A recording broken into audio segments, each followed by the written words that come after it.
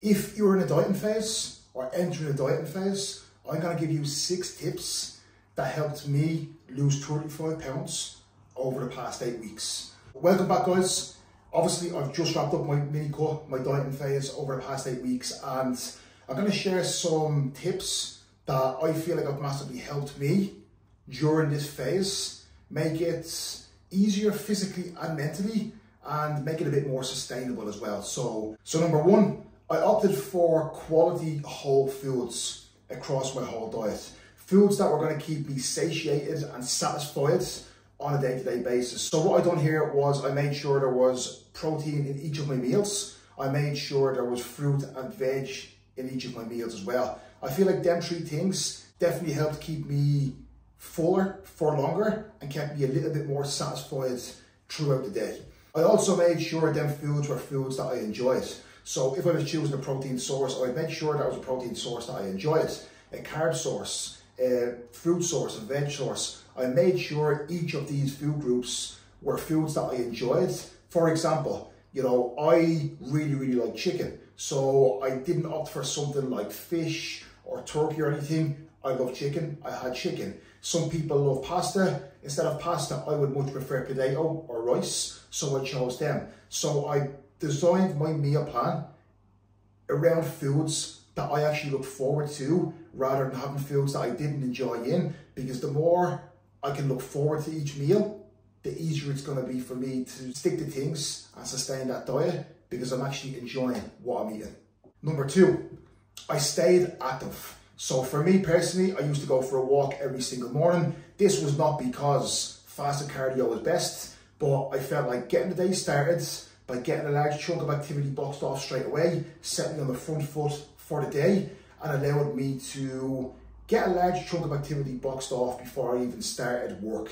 So I feel like this is a massive benefit, because usually what happens is people get later on in the day, they haven't done much activity, they've been stuck at a desk all day, and then they're chasing their tail. So for me, a walk first thing in the morning before I do anything, and then during the day, a couple of 5-10 minute walks on breaks. Everyone has a lunch break after work, for example. A couple of 10-minute walks just allows activity levels to stay a little bit higher, which would expend more calories. If you're very sedentary on a day-to-day basis and you move very little, it would probably mean that you're going to have to do more cardio. But if you can consciously be active throughout the day and have your step count that little bit higher, it's going to be a very easy way for you to expend calories with very little effort.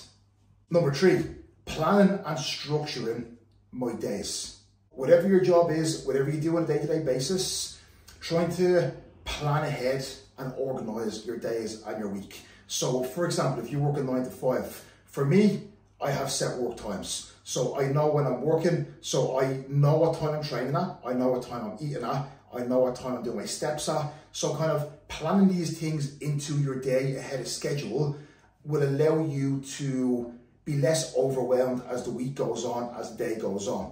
Because if you don't have things planned, every day it's going to feel like you're chasing your tail. Whereas if you have structure to your days, you know when these boxes get ticked off. So it makes things a lot easier, takes a lot of stress off you, takes overwhelm away from you, just allows things to run that little bit smoother on a day-to-day basis. Obviously, life will happen.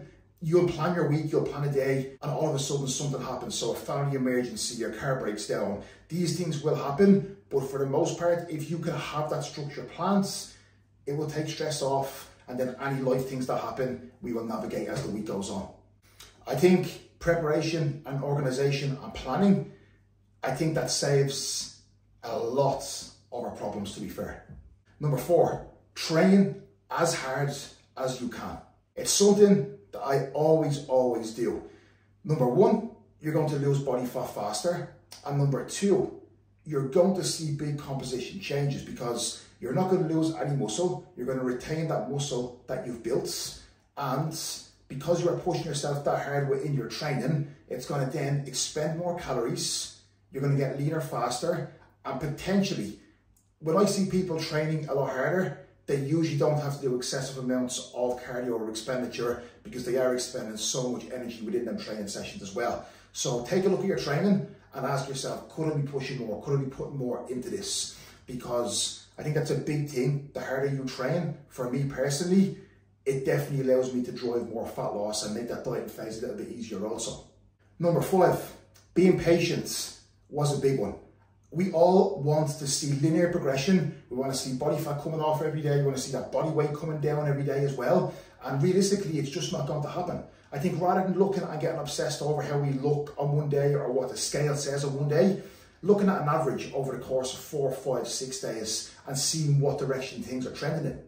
As soon as we see body weight fluctuate and we panic and we're like, okay, I'm gonna do loads of cardio, I'm gonna take loads of food away, sometimes this can be counterproductive, because if this forces you to see your energy and your training performance massively decline, you're reducing the food, you're increasing the cardio to take us deeper into a deficit, but then the expenditure from your training is coming down as well. So it kind of offsets each other. So be patient, make adjustments when they're needed, and try and take out illogical and emotional decisions out of the process and think logically, think realistically, and realize that it's not going to be linear.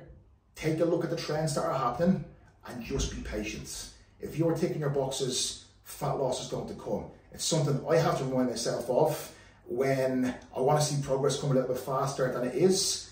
I have to sit myself down and be like, look, it's working, trust in the process, it's coming.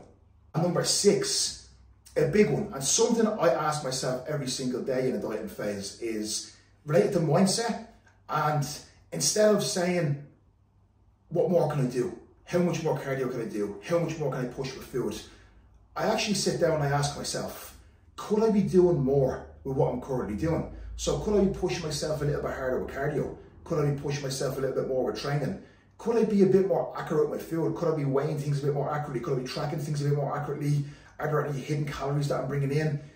This is a big one. So if you're in a dieting phase now, take a step back, and rather than looking at what more can I do, ask how much better can I do? Can I improve what I'm doing rather than wanting to do more? Just a mindset shift. And I guarantee you, you will find 1 or 2 things that you can improve that will drive your progression further forward, rather than asking yourself, what more can I do? And finally, it's not always going to be easy. And realize that we can look at these couple of things and try and make things as easy as possible within a dieting phase. But we have to realize that there are going to be times, regardless of how perfect your dieting phase is set up, how perfect your food is, what way you've kind of mapped it out, the position you've put yourself in, there's going to be periods of discomfort where hunger is going to be high and it's not going to be easy. But we have to realize them days are not permanent. You may wake up one day and it may be extremely difficult, but the next day you may be absolutely fine and feel on top of the world. There are going to be peaks and valleys, you know, and also realizing that hunger is not necessarily a bad thing. It's a luxury. To be able to choose to be hungry is a luxury when there's so many people who are starving, like, and they have no choice, no option. So guys, that is 6 things that have definitely helped me pull off 35 pounds over the last 8 weeks during my mini cuts. So I said I would run through, and hopefully these tips do help someone in their dieting phase right now, or who are going into a dieting phase. Any questions, guys, drop them below. I'll be happy to answer. And as always, guys, like, share, comment, subscribe. I would really appreciate it. And I will see you in the next one.